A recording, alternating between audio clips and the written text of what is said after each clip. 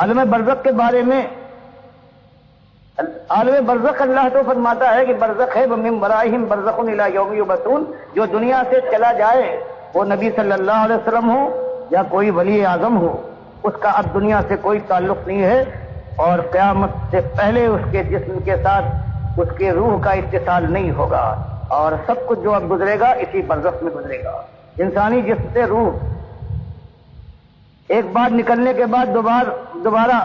لوٹائی جاتی ہے، لوٹائی جائے گی قیامت کے دن، والموتى یبعثهم اللہ ثم الیہ یرجعون۔ مالک فرماتا ہے جو مر چکے ہیں ان کو پروردگار قیامت کے دن کی روح ڈالے گا، ان کے جسم کو بنائے گا۔ عجب الذنب کی جو حدیث بخاری میں آئی ہے، اللہ کو معلوم ہے کہ جسم کے پریشاں حصے کہاں ہیں۔ اللہ جمع کرنے کے بعد اس روح کو جو اب برزخ میں جسموں کے ساتھ ہے وابستہ، ان کو ملائے گا، اور پھر یہ دنیا میں اپنے دنیاوی جسم کے ساتھ زندہ ہو کر اللہ کی بارگاہ میں اپنے فیصلے کے لیے پہنچیں گے۔ ایک حدیث یہ ہے کہ مردہ بندے کی قدموں کی چاپ سنتا ہے، یہ حدیث بخاری لائے ہیں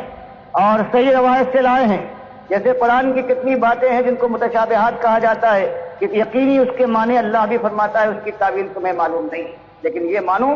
کہ یہ اللہ کی قرآن کی آیت ہے، کیفیت تمہیں نہیں معلوم۔ اسی طرح حدیث کا ہے، صحیح حدیث آ گئی، بات صحیح ہے، اس سے مراد کیا ہے؟ تین تفسیریں کی گئی۔ امام ابو حنیفہ رحمۃ اللہ علیہ کہتے ہیں مردہ کیا سنے گا، اللہ کی کتاب بیان کرتی ہے قیامت تک تو یہ بے حس مردہ ہے، اس میں روح نہیں، تو یہاں یہ کنایا ہے، اور مراد یہ ہے کہ جہاں اب مردے برزخ کے اندر جہاں مردے سے حساب و کتاب ہونے والا ہے، وہ اتنی جلدی جو دفنایا جاتا ہے اتنی جلدی شروع ہو جاتا ہے کہ یہ لوگ جو جا رہے ہیں دفنانے کے بعد اگر وہ زندہ ہوتا تو ان کے قدموں کی چاپ سن سکتا تھا، اتنی جلدی یہ کیا کنایا ہے اس سے۔ اور ابن منیر جس کو بخاری کے شارح ابن حجر اسقلانی سب سے پہلے اس حدیث کے نیچے لاتے ہیں کہ ان کا کہنا یہ ہے کہ انسانوں کی چاپ کیا سنے گا، اللہ تو فرماتا ہے یہ مردے ہیں، اب ان کے اندر جان کی رمق نہیں ہے، ان کو اپنے